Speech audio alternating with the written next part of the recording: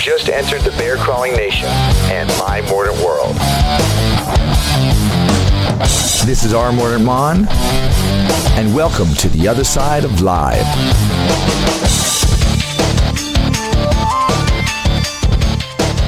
All right, we are recording now. Welcome to the other side of live.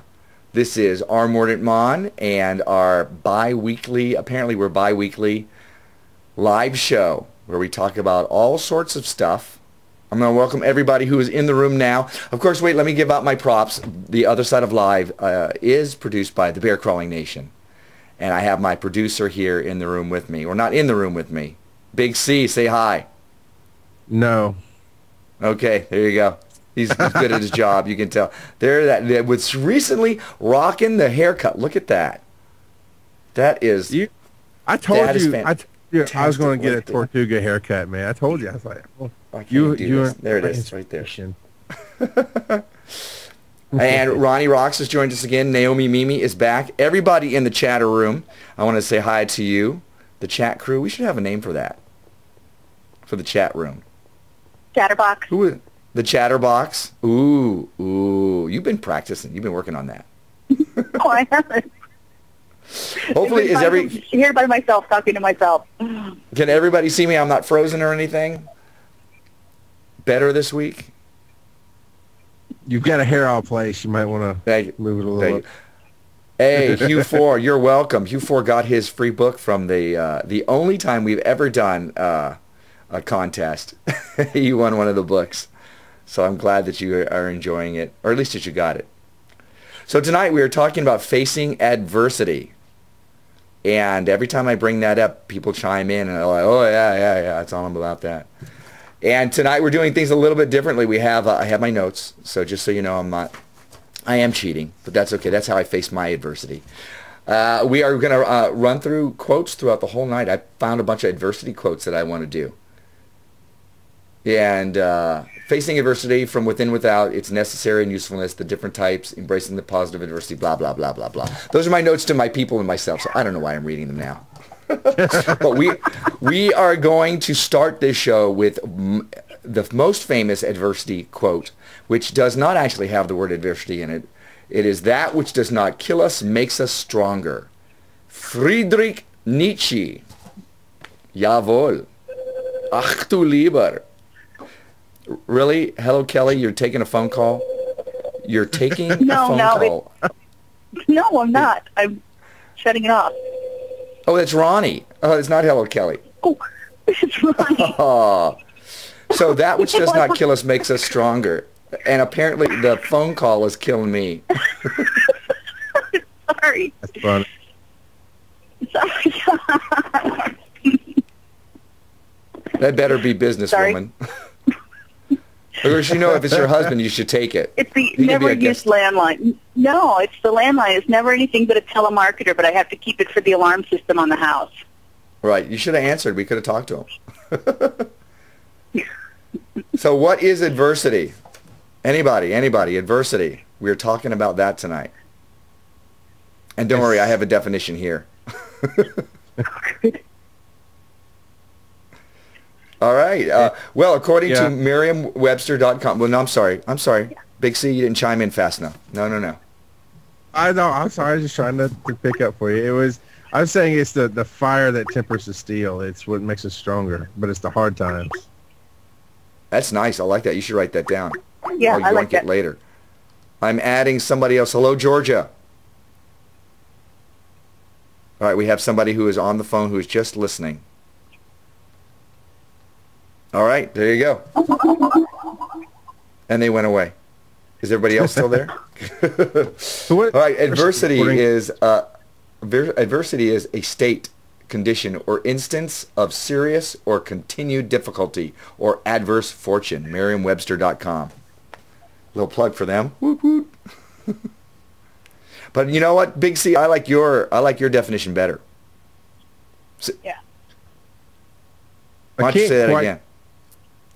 I can't quite claim it because it came off the back of one of my T-shirts from Wicked Jester. I don't remember the whole quote, but basically it's the fire that tempers the steel. Adversity is just the flames that don't melt us. They just make us stronger. right? And we all have a lot of that in our lives. We always look at adversity as if it's a bad thing. You know, because, oh, look at all this bad stuff happening to me. You know, and that's never fun. Instead, until you get to that point in your life, hopefully you get to that point in your life where you're like, well, I can use this. But we're going to talk more about that later. According to Thomas Carlyle, who I have no idea who he is, but he has a groovy name. According to Thomas Carlyle, adversity is the diamond dust heaven polishes its jewels with. I liked that one. Nice. You know, because the diamond dust, something that can be very, you know, very hard, very sharp, rubs you raw.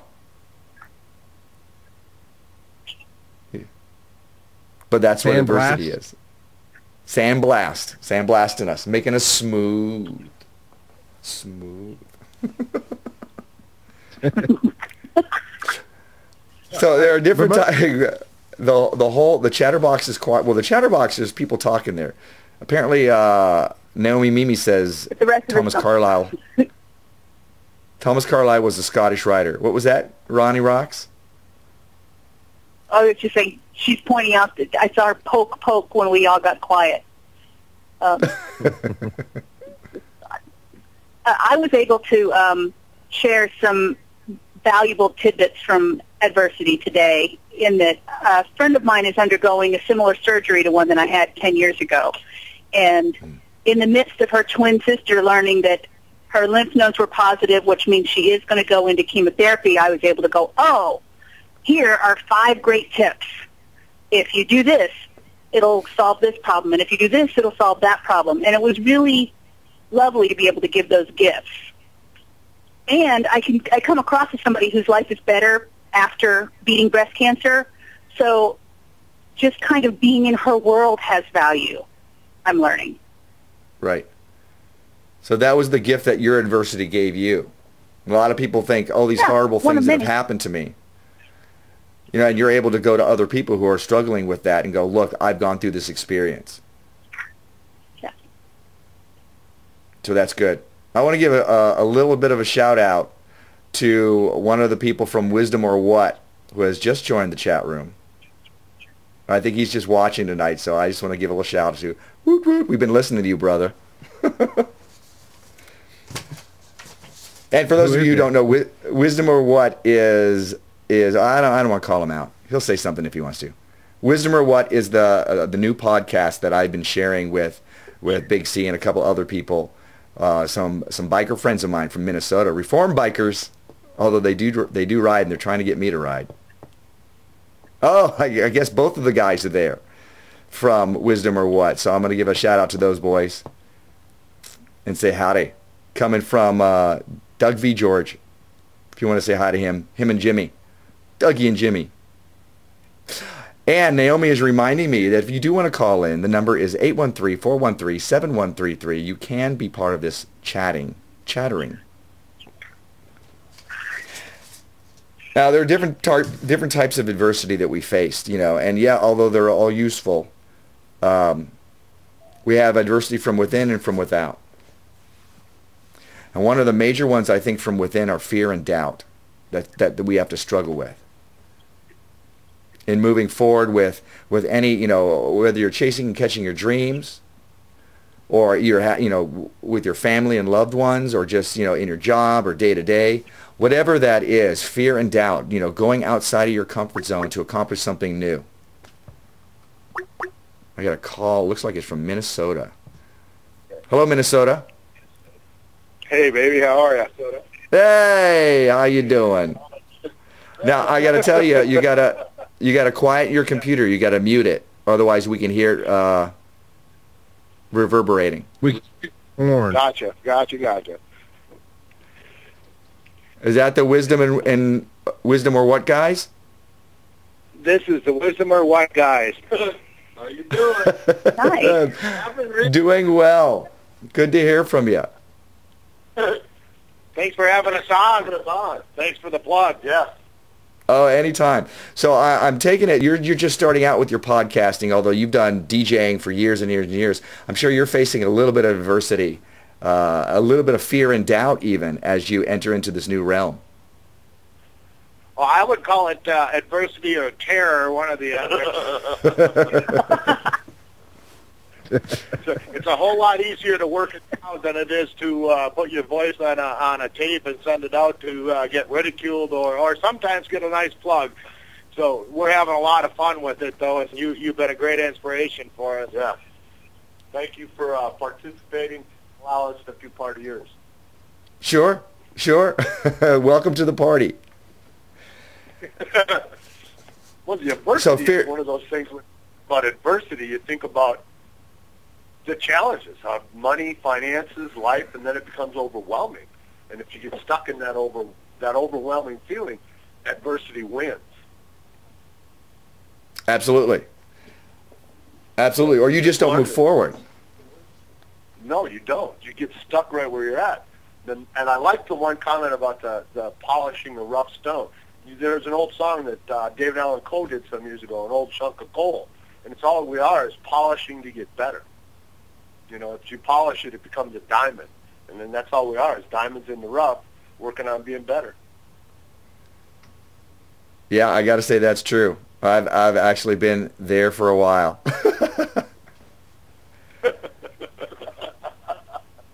So we've all experienced the fear and doubt. We've all experienced that form of adversity where it's everything is from within. And when you actually move forward with those things that you want to accomplish, even if they're little things, whether it's confronting somebody or trying something new or throwing something that's a piece of you out there to see what everybody else says, it's actually when you've done it, you're like, well, that wasn't that hard. Why did I even stress about it? And then you'll play at that plateau for a while, and you'll be comfortable with that. And then it's the next one, and it seems like it's just as hard too. You know, we're always struggling with that. It's like, oh, come on, I should know this. It's just another level of the last thing I did. Why am I, or you know, going back and doing the same thing? Why am I still struggling with this thing? Until you really become comfortable with something. Like now, it is very, very easy for me to step out on stage in front of, 100 to 1,000 people, and in my Tortuga gear, my Tortuga garb, no big deal. However, in a small room of people doing a speech that I've never done before, shaking, dry mouth, It's the same don't thing hold my you've done notes. over and over. Yeah, absolutely. Well, it's just a little different, So that's my adversity, facing that. That's my struggle. But then once I get beyond that, that makes me stronger. Another thing of adversity that comes from within is just inexperience. Oh, I don't know how to do that yet. Or you're like, okay, no, I can do that, and you jump out there, and you're not strong enough to lift that 50-pound weight, whether it be something that you're doing at your job, a 50-pound weight from your job, or a 50-pound weight from some new project you're working on, whatever that is. So inexperience is sometimes kicking you in the butt. Oh yeah. But don't want to get experience. Do it. Oh, I was just going to say the thing that terrifies me the most is adversity always brings me to grips with who and what I am. Am I willing to take on that adversity, challenge that fear? And I mean, you were talking last night, and one of the things I said is when I hit fear, one of my good or bad qualities is always the fact that I like to put my head down and charge at it. Now, the good quality is I'll get through the fear. The bad quality is there might be a brick wall on the other side. But at least you're trying. What's that? I said at least you're trying, but you're right. You never know until you do it, until you try it. Yep. Absolutely. Whatever doesn't kill us will make us stronger. Yeah. Well, here's hoping. Another thing that we struggle with is being lazy, or I don't feel like it. That's another inside adversity where we're struggling with ourselves. I don't want to do that again. I don't want to practice that again. When I was in North Carolina, I was practicing doing my speeches, and I've been very busy since I've been here in Arizona. Too busy to practice my speeches. Is that helping my speeches? No, not at all. Yeah, am I being lazy or anything like that? No, I really have stuff that I'm doing, but, I don't want to. So, forcing myself beyond that. How many videos, how many Mordant World videos have you done where you're talking about, I'm just sitting here and I've got my list and I got to get started on my day? I mean, that's obviously one of your adversities or one of your challenges, is that you're always sharing that with us, or we wouldn't know about it, but you're always saying how you have to overcome yourself. Yeah, I do have to overcome myself. You know, I'm just letting you know that I'm in the trenches with you guys. I have the same kind of things that I'm fighting against. And that brings me to the very next thing, is resistance. And I wanted to mention Steven Pressfield, who wrote The Legend of Bagger Vance, also wrote The War of Art. And he talks about resistance. And he's a writer, so he goes at it from that perspective. And even though I think he won the Oscar for Legend of Bagger Vance for the screenplay, or he won something, maybe a Golden Globe, whatever. He goes, from the beginning, from a writer who's just starting out to an Oscar winner, every day we get up and we have to fight that resistance, that, oh, I just don't want to do it. And you have to beat that back so that you're sitting down there and you're doing the work every day. You know, and we all face that no matter what it is. Pet projects, you know, just, you know, day-to-day things. Oh, I don't want to do that. You can even use that as a gauge. You know, that thing that you are dreading the most is probably the thing that you need to do the most to help build up your, you know, adversity muscles. I'm just saying. So I recommend Steven Pressfield, The War of Art. Not on audible.com yet. Thank you, Hello Kelly, for the weight that she lifted. Was that like 5 pounds? So I want to say welcome to Chicky 3737, who's not smiling. Hello, Princess. There's the smile. We have more and more people are joining us. Very nice. Now, adversity from without. You know, we've talked about adversity from within. Unless you guys want to rehash. You won. I don't know what that was, but we won. Judging by the facial expression, that was Ronnie Rocks. Okay. I got to tell you, I love live. It is its own special brand of adversity. It is definitely iron sharpens iron, the melting pot, whatever you want to call it. That's awesome. Yeah, admit. That's pretty cool. Right now, go ahead. I was going to say, you're talking about the war of art and everything that stops us. But what about when the world surrounds you and knocks you down? That's it. They were moving on to adversity from without. You know, others' opinions. You know, that's the thing. You want to try something new. You want to try something that you're going completely against the grain of what you've done before. Now, Doug and Jimmy, those guys, the Wisdom or What guys, they're used to going against the grain. So this is, on that level, is nothing new for them. Dude. Yeah. But if you're just starting out, when I was a wee lad of 26, and I was home, and I was deciding to come into or go out on the road, some people were looking at me funny. Welcome, Georgia, again, whoever the Georgia person is that just came in. You know, I had to deal with my parents. My mother, for whatever reason, she was friends with people from a funeral home and wanted me to do that. And it wasn't until she visited me here in Arizona and was able to meet the other performers and hang out with us backstage where she's like, okay, I get what you do. And I see that it has value. And you know, I got her blessing on that one. But that was part of my resistance. You know, family members, some friends. But I had it pretty easy, though. Most of my friends are crazy enough to go, yeah, go out on the road. Well, that's a huge thing to step into, and I'm sure you had people who you trust that you bounce your ideas off of. But I'm sure there were plenty of people who just randomly told you it never should happen, you never should do it. You know, more so... Go ahead, Ronnie. I talk enough. Well, I was just going to say, I do a couple wacky different things for a living. You know, I have businesses at Renaissance Festival, similar to Mordant here, and, I mean, amongst a variety of other things I do. But every day that I'm there, someone comes up and says, how did you know you could do this? And I say, no one told me I couldn't. And it seems to me that if your idea is weird enough, it catches people off guard enough that they can't even shut you down.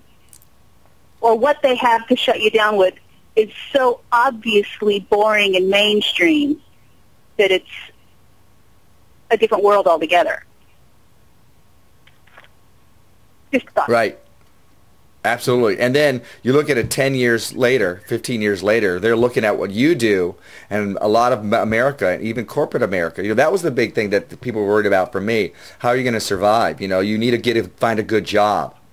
Well, here I am 20 years later, I've got my job, and I'm pretty secure unless I do something to mess it up myself.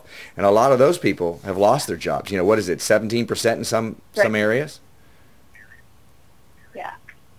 So why not follow your dream? Now, that's not to say to throw yourself, throw the rest of your life away. You don't want to overextend yourself. But if the only thing that's holding you back is other people's opinions and you have a gut feeling about this, it's your passion, absolutely go for it. Absolutely. And maybe you don't have to go all out if you don't want to. You can do it in baby steps. But you could definitely be the next, I don't know, whatever. Yeah, that's the question. Whatever. What is it that I want to be next? I don't know. I had a little more raised eyebrows when I was starting to do the Mordant World stuff. A lot of my beliefs are more woo-woo than my business partners. So they kind of pat me on the back and go, well, okay, we'll support you. Good luck to you. Good luck. And as it's becoming bigger and bigger, part of them is very proud, very happy for me, and I think part of them is going, what the hell's going on here? So, you got to follow your passion, as long as it's something healthy. Welcome, Webmaster Dave in the house, DCP. I got to smile. For that. So, other adversity from without. Along with, I have a story that I tell, and Princess will hate that I'm telling it again because I tell it too much. It's about crabs in a bucket. It's my crabs in a bucket. I like this story. Thank you. Well, I'm going to tell it yet again. It probably won't be the last time you hear it. If you go crab fishing, you have a bucket. You get one crab and you put it in the bucket. You have to put a lid on or the crab will get out. However, if you get 2 or more crabs in there, you don't need a lid because the other crabs will bring back the escaping crab. Even if it's to save its life, even though freedom is out there, they will bring it back. And I think that's human nature too. We all want to keep the status quo, so you can't really blame your friends for that. And if you can understand it, you don't have to be angry with them about it. It's just, they don't want you to change because look, everybody's the way they are, and we all get this. When you start changing, whether you become better or worse, it gets a little uncomfortable for them. So there's that adversity of your friends going, what are you trying to do? You're just messing things up. And again, that happens both good and bad. If you're doing something that may be better for you and it's kind of weird for them, they're not going to like it. Also, if you're hurting yourself, they'll tend to step up. So that's, others' opinions again. Outside adversity. I talked about this actually Thursday night on my show, and I was talking about freedom and the freedom to what it means and all that. But I said, when you start growing, when you start changing yourself for the better, moving to a different realm than what you're in now, with your family around you, with the current friends. I was talking about how when you chase freedom, you'll lose friends and family. And the number one reason is, no matter what reason you're going for, but you're going from let's say a darker level, because you see freedom over there. So you're going from a darker level to a lighter level that shines light on everybody else, and they don't want to see that they're in the darker level. So they want to pull you down away, so you quit making them feel uncomfortable. You're making yourself better, and instead of seeing that, they feel like you're making them feel worse. And that's one of the reasons humans pull you down. Right. And also, well, if we are the... Sorry. No, go ahead. If we're it's been said by several people, you're the product of... You're an amalgamation of the 5 people that you spend the most time with. So as you're changing your own life, there's people that aren't going to be a good fit, and there's going to be some push-pull where they either become the person that still is going to be one of your five, one of your support team, or you're going to, like Charles was saying, you're going to be too bright for them, and they're going to hang out over here in the shadow. And friendships are lost sometimes, and amazing new friendships are found, but you got to, if you're going to brighten up your own world, you got to chase out some of the shadows. Yeah. Absolutely. Yeah, and sometimes even if you're unhealthy in a group of people, if you're the unhealthy one, you fill a role there. You know, you fill a gap in there. You know, you're the unhealthy person. So hey, look, we need that so we can feel better. And if you start to get better, then it's not really working anymore. So I actually have some friends at home that sometimes I go back and visit, and we had some great times, you know, when we were growing up and into our 20s and 30s, some wild times. And going back is more difficult because I've moved in a different direction, and they're either in the same place or have moved in a completely different direction. It's not so much a fit anymore. And you're right, it is a sad thing, but it is a necessary thing because you will become the people you surround yourself with. So the trick is if you can surround yourself with people who are up here, that will help pull you up. And you will make some fantastic new friends, but you will lose some friends. You have to ask yourself what's worth it for you. And it's so important, too, to remember not to stay with friends or, in my case, with a lover, a long-term relationship with someone and people that pull you down just because you're comfortable. It sucks and it's hard, but if you let yourself just sit there and be complacent and comfortable, you're never going to improve. You're never going to grow. You're never going to get better. And adversity sucks, but, you know, when you come out on the other side, it's kind of like, you know, the birthing process. You know, both the mother and the child are going through this intense, painful experience. But, you know, when it's all over, it's amazing. So there's my 2 cents.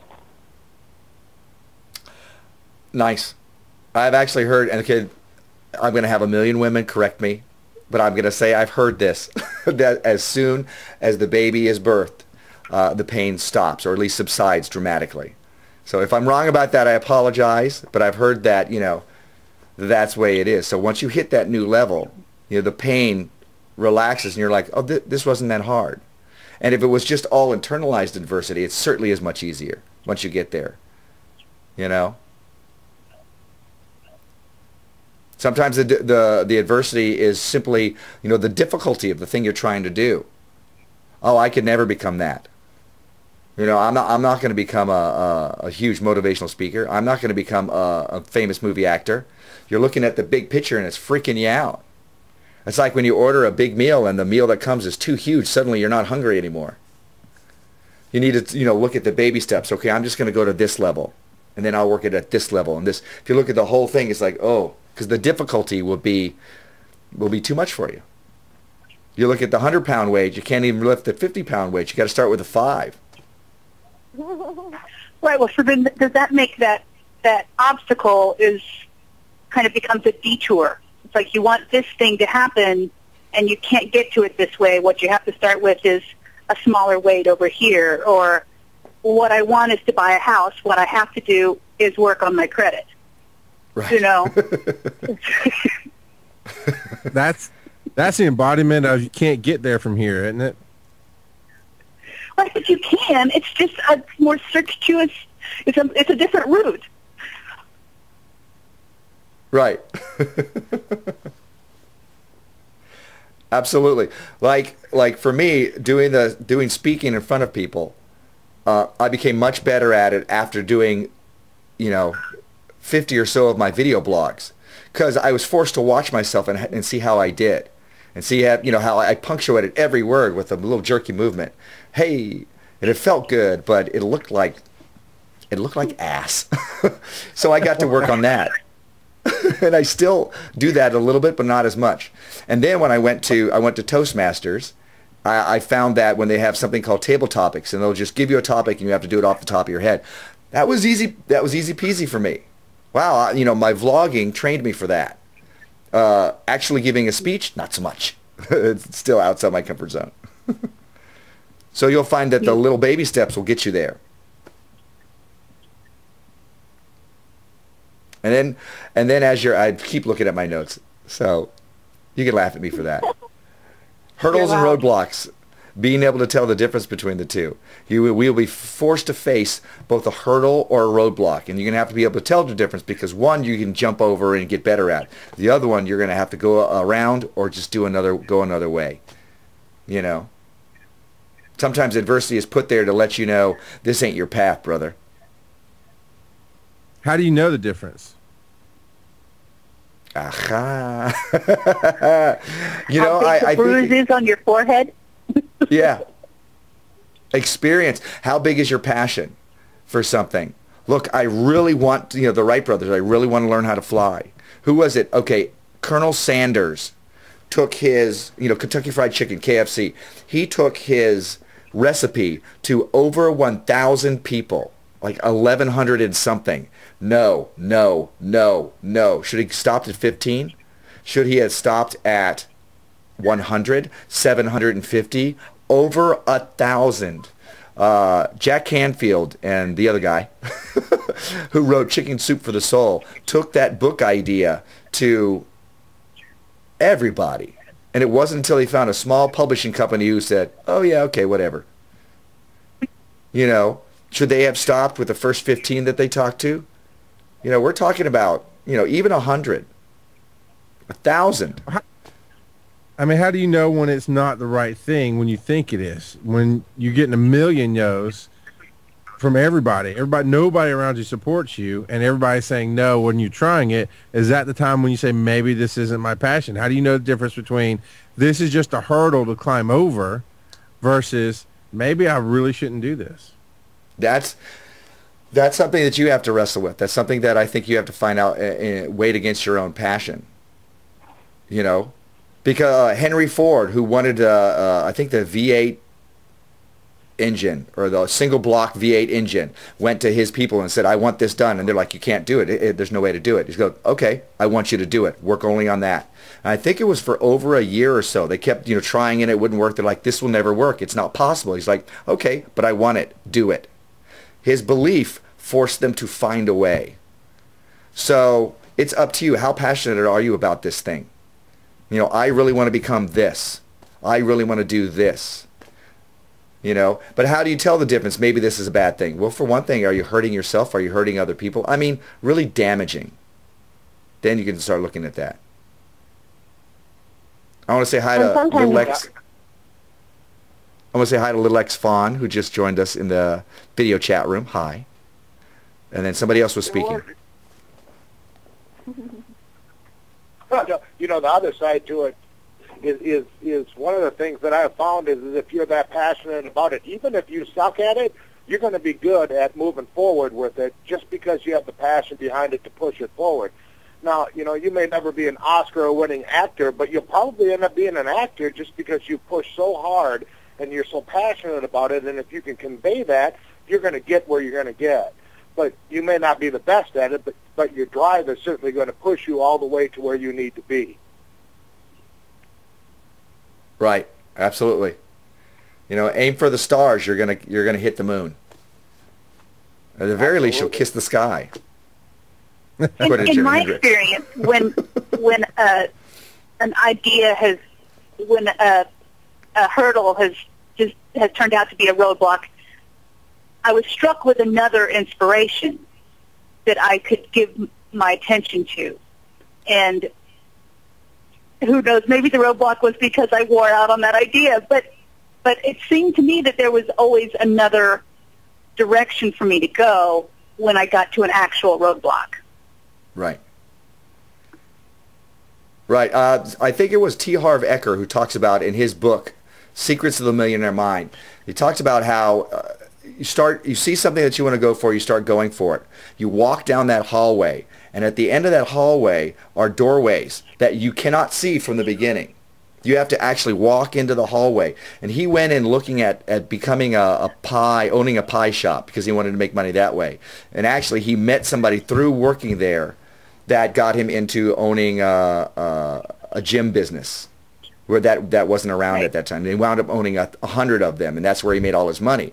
But he would never have found that avenue, would not have found that door if he'd not walked down the hallway of the pie shop. Yeah. Yeah, getting out there is giving yourself more opportunity for inspiration and more opportunity to make the connection that might be maybe a slight twist of what this idea is that isn't going forward.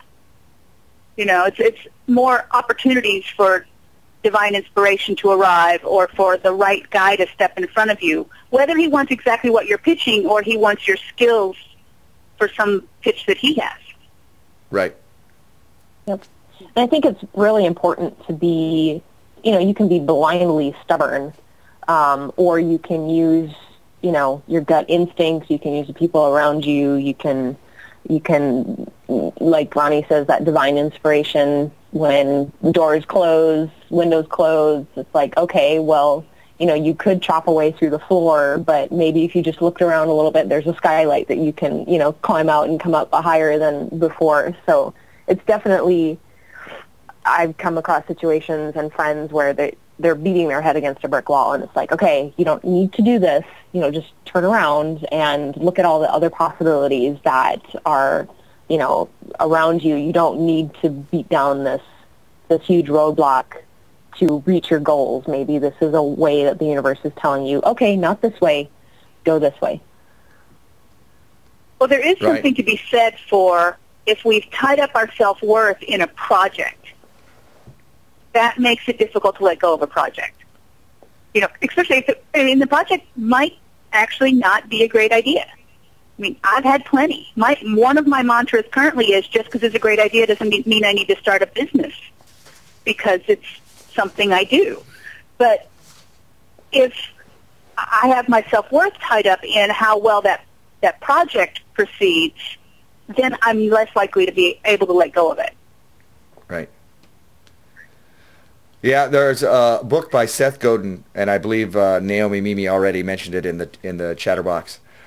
Called The Dip, and he talks about the art of being able to quit things and being able to know when to quit these things. And I'm going to talk about The Dip a little bit later, but I do want to throw it out there. Pick it up. It's an excellent book. It's a short book, and as always, I mentioned audible.com so you can listen to the reader.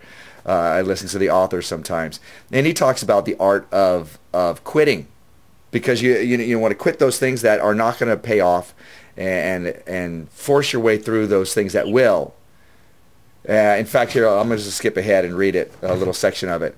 The Dip. The dip is the paperwork you fill out for scuba diving, the long stretch between beginner's luck and real accomplishment, the set of artificial screens set up to keep people like you out. Successful people don't just ride out the dip. They push harder, changing the rules as they go. If you can't make it through the dip, don't start.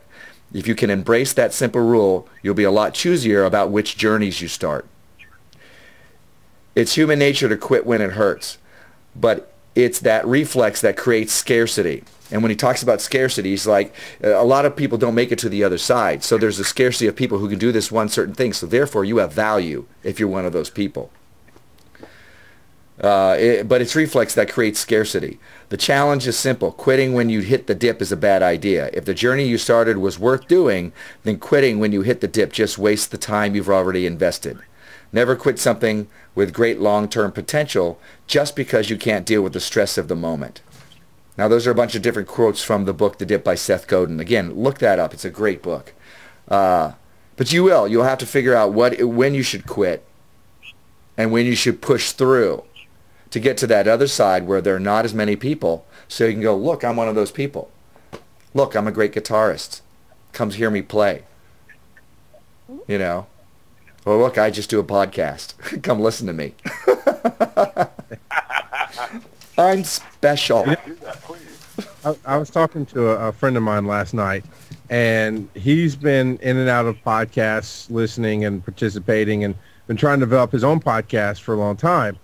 And what he did in the real world was he's a student. He was trying to go to school to become a police officer. He was getting his criminal justice degree. And actually, you've met him. His name is L-Dog. He met you at the Minnesota Ren Fest, Mr. Mahon.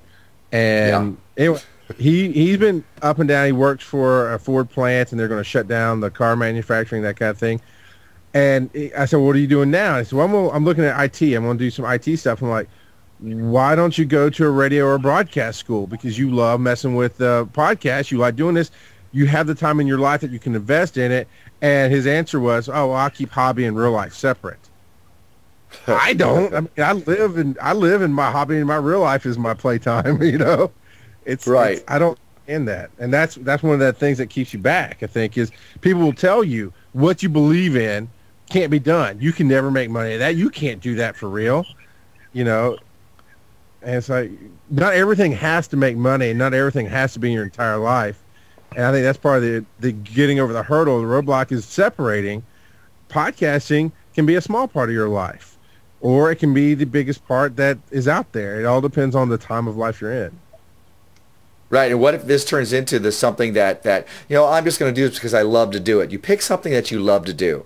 If you're going to spend a lot of time at something, I mean, of course, beyond video games, if you're going to spend a lot of time at something, pick something you love to do so that if that thing blossoms, then, who cares how many times you're banging your head against the wall? Who cares? It's your passion.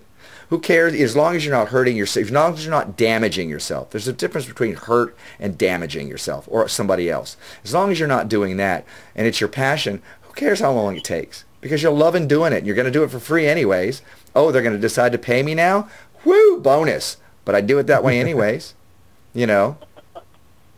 I'm just saying.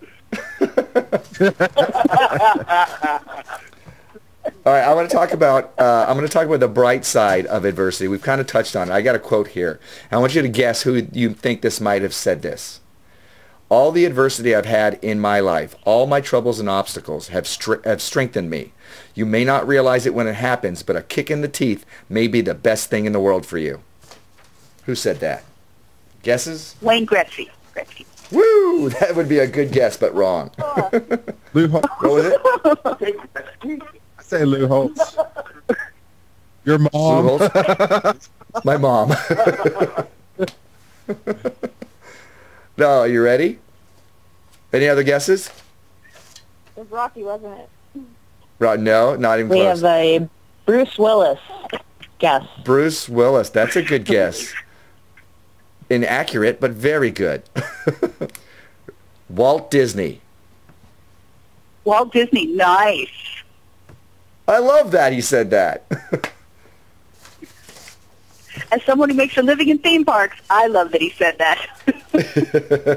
I guess that does kind of make sense, doesn't it? Yeah. All right, the brighter side of adversity, the benefits. Why is this good for us? From within. What's the good thing about it? I think the piece that the thing that Charles said at the very beginning, that adversity is the fire that tempers the steel. It makes more and better afterwards. Really let you know what's important in your life? Well, there's that. Absolutely. Both those things. And those are the 2 points that I wrote down. One, getting stronger. And the other one, it shows you what you need to work on. The adversity helps me, strengthen me so that, look, if I want to become that famous actor, I've got to have all these other tools in my tool belt. I have to become all these other things. So adversity strengthened those things. Not just acting in front of a camera on stage, but dealing with people, learning to manage my money, learning to do all these other things. Being able to do a talk show, be able to do a junket, learning all those things, learning how to memorize, learning how to read quickly and then be able to convey that at a moment's notice, all those things, helping you get stronger. But then it shows you what you need to work on. If I have an argument with one of my Tortuga guys, yes, once in a while, we do fight.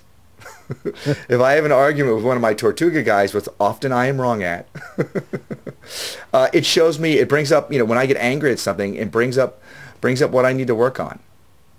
Oh, look, I get irritated at this easily. Better that I'm getting mad at them than at somebody else, because this shows me where I need to work on my anger. You know, oh, look, I get irritated at this easily. Better that I'm getting mad at them than at somebody else, because this shows me where I need to work on my anger. You know, oh, look, I get irritated at this easily. Better that I'm getting mad at them than at somebody else, because this shows me where I need to work on my anger. You know, hey, I feel stupid when somebody points out something that I don't know. Well, for one thing, it shows me that I'm insecure, that I need to work on that, but it also shows me where I'm ignorant about something, and maybe I should study a little more. You know, so it points those things out from within.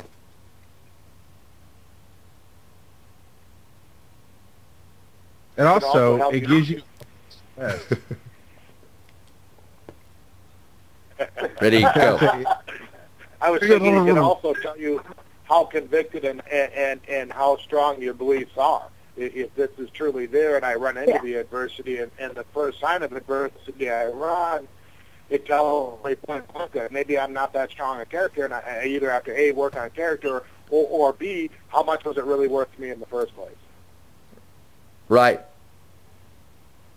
Or if you're going to talk to somebody about your beliefs about something, if you have a friend that disagrees with you, talk to your friend and go, hey, I want to run this by you. Throw stuff at me. So you can see what they're going to say and go, okay, here's the points I need to tackle.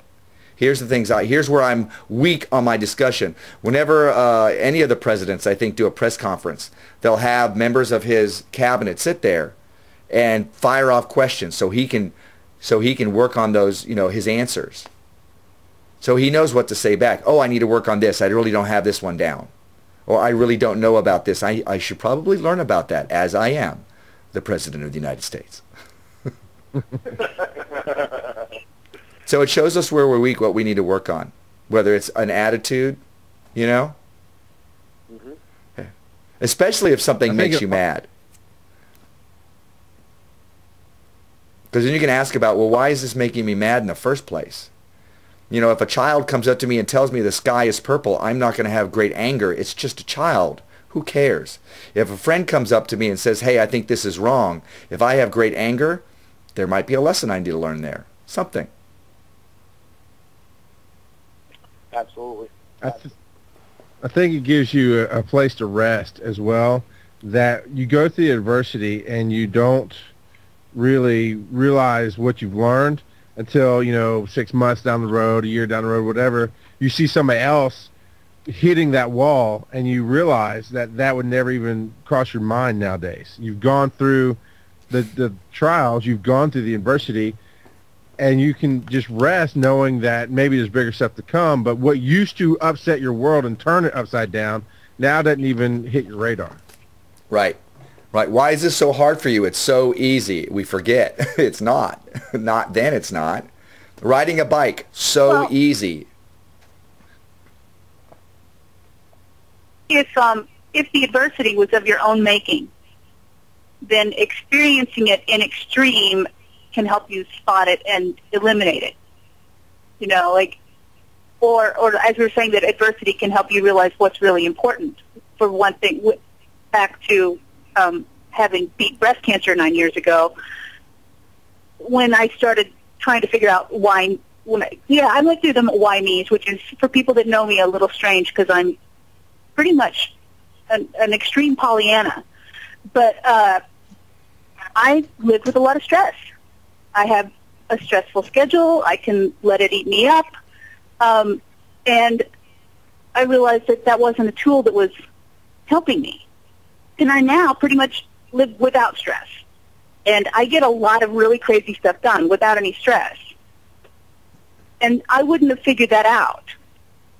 You know, stress, it wasn't keeping me from doing anything, but it was keeping me from being healthy while I was doing it.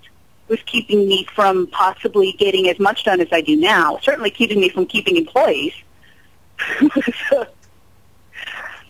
And so that was something that was discovered in the process. Right, and you're going to give a workshop on this. When? The stress-free life, because I know how busy you are. Okay, yeah. We will talk about it in Georgia, because I could use some of that. I think we I'm closing on the house next week. Congratulations. I think we need to do an. I think we need to do an ongoing podcast featuring her on the stress-free life. There you go. Well, I don't recommend the system I went through, which was 8 months of being bald and fat and tired. Other than that, I plan to do that in my 60s.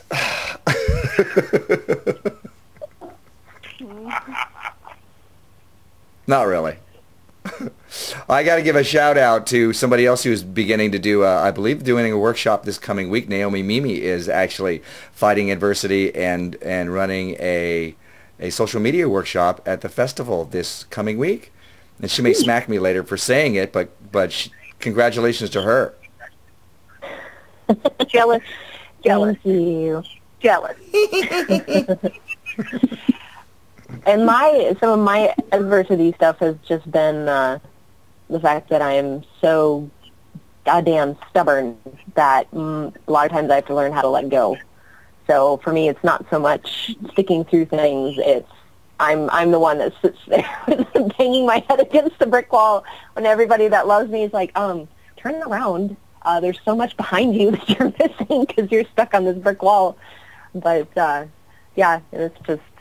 So for me, I have such a high pain tolerance and threshold in my own life with my emotions and everything. Sometimes I just need to let go and be like, all right, and moving on to another way of doing this. Well, good for you. Good for you. I'm looking forward to being there and seeing other ones, too. Stress-free life, too. Okay, let me see. The benefits of adversity. Okay, here we go. We just talked about from within. Now, benefits of outside adversity. And I love this story I'm going to share with you. But before I do, I want to hear if there's anybody that has any benefits from outside adversity. You know, something that, you know, not the fear and all that other stuff, but what people, the hard stuff coming at you from the outside. It certainly makes you stronger. Again. Yep. That's actually something I've never struggled with because if someone doesn't think I can do it, then that makes me want to do it even more. I'm like, oh yeah? Well, just watch me. Yeah, me too. See, I'm a praise monkey. You know, and I'm learning to get beyond that. But I'm just like, oh, okay, I'll do it. If you think I can't, you can't. I can't? Oh. You know, so I'm learning to get beyond that. See, I've got the worst of both worlds. Is I like the praise. I want to be told that I did a great job and I'm good at what I do. But when somebody tells me I can't or that I'm not good at it, then I go and do it harder so I can smash your face in it. And that's not really the great thing there. But I've got the worst of both. Is I seek your praise, and when you tell me I can't, I go and do it. And then you still tell me it's not good enough, and then I get mad. And I've accomplished so much, but I can't always see that I accomplished it because of you, right. Mr. Ma, not telling me I'm good enough. Whatever. Don't put me there. I've got my own daddy issues, dude. So, well, for me, the story I want to relay is it shows the path. You can use it to show the path. There's these two monks, and this is just the way the story goes. So, you know, these two monks are walking dead of night, and it's really, really dark out, and they're kind of lost. And all of a sudden, this bright flash of lightning, bright, you know, in the sky. And the younger monk looks up, and he goes, "Oh my, look how beautiful it is." And the older monk is like, and he's looking at the path, going, "Okay, I got to go here, here, here, here, here, here." You could use adversity to show you the path, to show you where you're going. You know, whether you're bouncing off of something because it's too hard, or you're pushing into it because you know that's the place you have to go. It's hardest if I go here. I will learn more from going here. Whatever it is, it will help show you the path sometimes. You know, when you start stirring up the hornet's nest at work or at home and suddenly people are grumbling, you kind of know you're on the right path about something. Or if you're talking to somebody and they're starting to get angry, you kind of know the issue is there. So whatever it is, even with yourself, if somebody is talking to you and it's bringing up anger, you're like, there's something there I need to look at and find out why I'm angry. Because who cares that the sky is purple? Why am I pissed off about it? Instead of they're wrong, they're wrong. That's perfect. I mean, that is one of the hardest things I had to learn was, why am I angry? I got so focused on they're wrong or got so mad about what they said, and it took me forever to go, why? Why do I actually care? Why does it matter that this person doesn't like it or that I can't get approval from that person? And I think that changes the road, but that's not really adversity. That comes out of adversity. I guess it comes from learning from adversity. Adversity. And to Adversity me, if you University. Yep. To me, if you get angry about something or you have that knee-jerk reaction, where someone, whether it's someone that you know cares about you or not, if you get that, we all know it, that like knee-jerk, like, what do you mean, that I'm like this or that this is something. And I've learned that if that happens, that usually means I need to sit down and take a look at that. It's like, oh, damn it. They're right. Yeah. Or not even that they're right, but that it's like, crap, I've been trying to avoid this. Now other people are telling me this. It's like, no. Okay, fine. I'll listen to you. Absolutely. Absolutely. Adversity causes some men to break, others to break records. William Arthur Ward. Adversity causes some men to break, others to break records. And then, we get into the whole Seth Godin the dip story, according to my notes. But we've already been there, so whatever. Psst, notes. Good. Glad everybody can talk about that. So also I have another, since I'm at the other end of the note thing, always seek out the triumph in every adversity. Og Mandino. We talked about earlier the difference between a hurdle and a roadblock. When do you decide when to quit? When do you know when to quit? And one of the things that, hang on, something's being weird on my, I can do that. Oh, I can, there we go. Right over there. Well, one of the things that, frozen. One of the things that I'll get this sentence out in a minute. Who cares? Oh, nobody. Okay, fine. One of the things that I've been saying is you quit when you're getting damaged. Versus getting hurt. There's real damage versus temporary pain. If you go to the gym and you're exercising, everything hurts, and it hurts certainly afterwards. But if you're actually damaging yourself, stop. If you're pushing towards, hey, I want to push this pet project forward, and you're bleeding money, and your family is suffering, or your home life is suffering, you have to weigh what's more important. If you're damaging yourself beyond pain, if you're really damaging yourself, stop. Stop and reassess. Because one of the rules is don't hurt other people. But you're people too, so don't hurt yourself. Otherwise, you're not going to be able to do this thing anyways, because then you're broken. With flittery hands, apparently. And overextending yourself, with, okay, wait a minute. All right, can we all take note of the guy in the Mexican wrestling mask? Nacho Thank you. Libre. Nacho Libre. Thank you for comic relief. Woohoo! And this is why you should come check out the live show. That's right. Do we have this on Bear Crawling Nation? Do you have this kind of thing on Bear Crawling Nation? Yes. Yeah, you will now. I think a new requirement for anyone having a square there with their little video, they all have to be wearing masks or something. Or throw something up. Chicky 3737 had a mug. So, anyways, overextending yourself, time, money, etc., to the point where you're hurting yourself as well. You have to be careful of that. So, and also when adversity seems like it's a sign. I don't know why I keep hitting this roadblock with this and this and this. I don't understand. Well, maybe the universe is trying to tell you something. Maybe you're trying to tell you something. You're not supposed to go this way. This way, here there be monsters. You just have to discern which one that is. All right, we are coming to the end of our show. And before we end it, I want to talk about, I have one more quote for you from one of my faves, Napoleon Hill. Every adversity, every failure, every heartache carries with it a seed of equivalent or greater benefit. That means for every ick that happens, there is a good thing that comes with it if you can find it.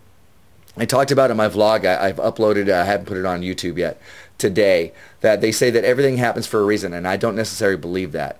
I do believe that everything can happen for a reason. You can use whatever happens to you to teach you something, or if it's something horrendous, to be able to help somebody else as you're getting to that point. Or if you're really wearing this god-awful mask.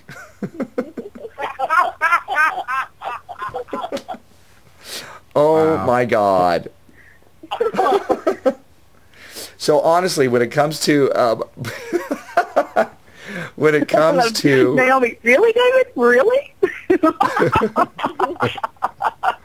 That is creepy. Don't you have a nice mask? Where's my mask? I don't have any of mine out. That's a Mordant World Live for you, is masks that we wear, right? That's right. Yeah, it is. That would be a good one. This is my boss lady. We went from bad to worse.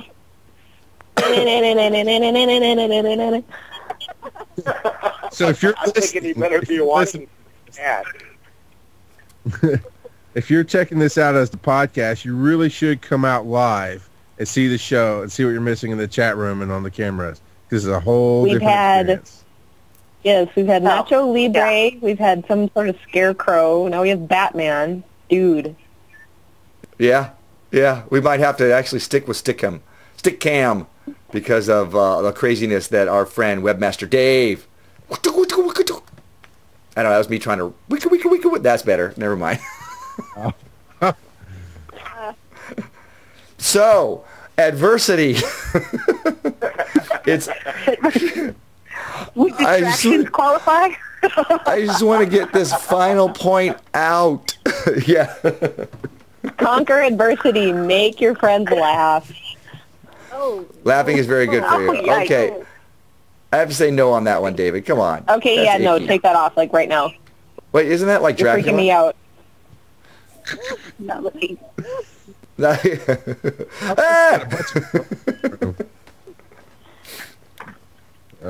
Look at that punum. Why would you cover that up? All right, it's all about perspective is what I'm trying to say. When it comes to adversity, it's all about perspective, how you see it. You know, I had to do a promo somewhere, and I've told this story before, so if you heard it, I'm sorry, you're going to hear it again.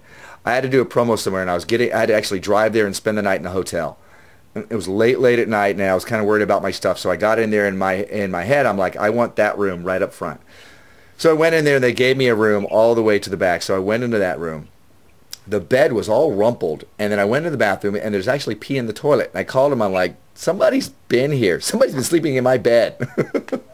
and they were like, oh, come back, we'll give you another room. So I went up, and it was Goldilocks, yes.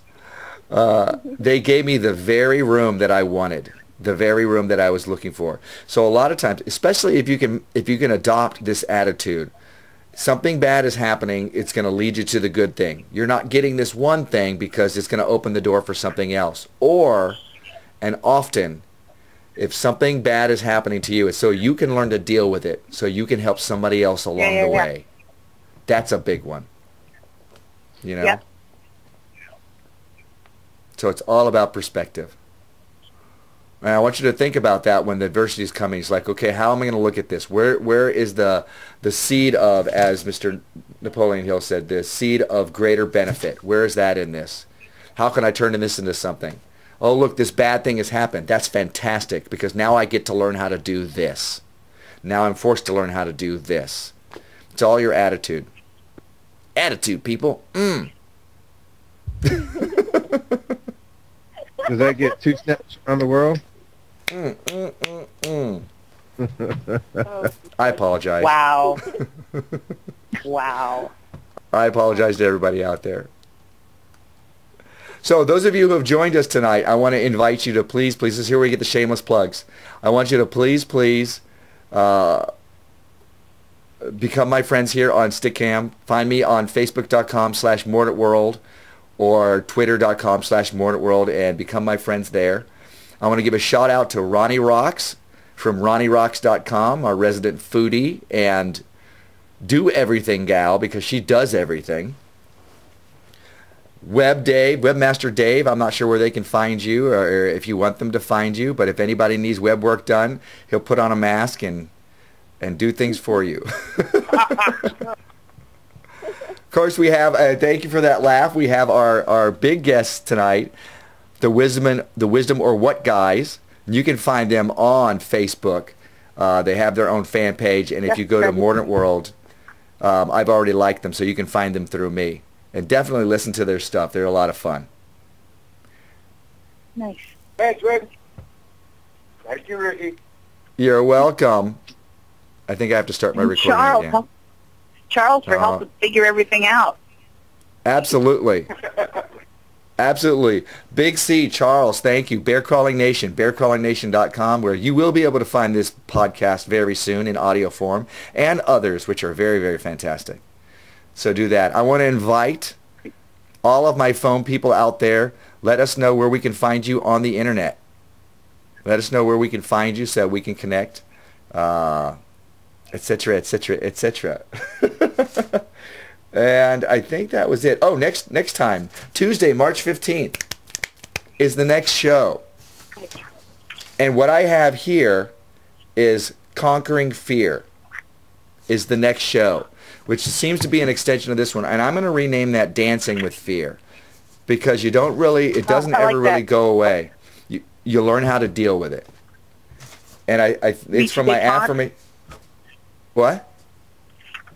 Do you reach a détente? You reach a détente. You become a debutante at your détente as you're dancing with fear. Was it that John Wade said, feel the fear but saddle up anyway, something like that? It's about courage. Courage is feeling the fear but saddling up anyways.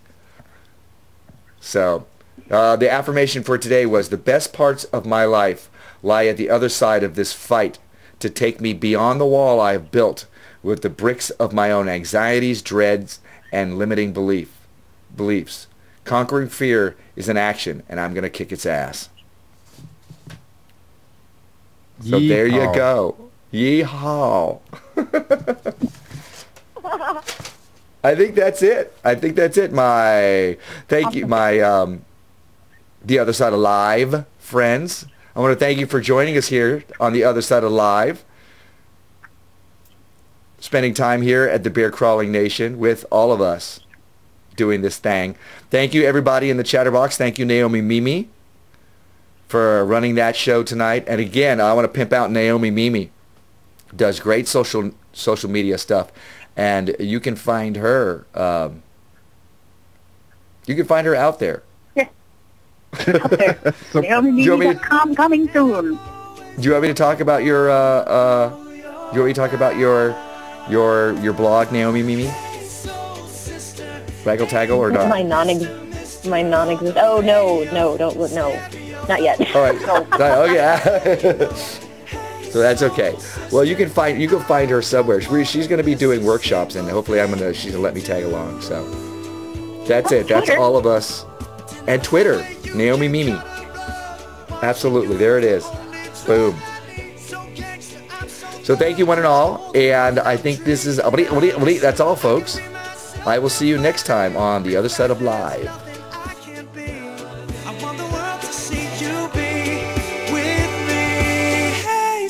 Sister, ain't that Mr. on a radio, stereo, the way you move ain't fair, no. Hey, soul sister, I don't wanna miss a single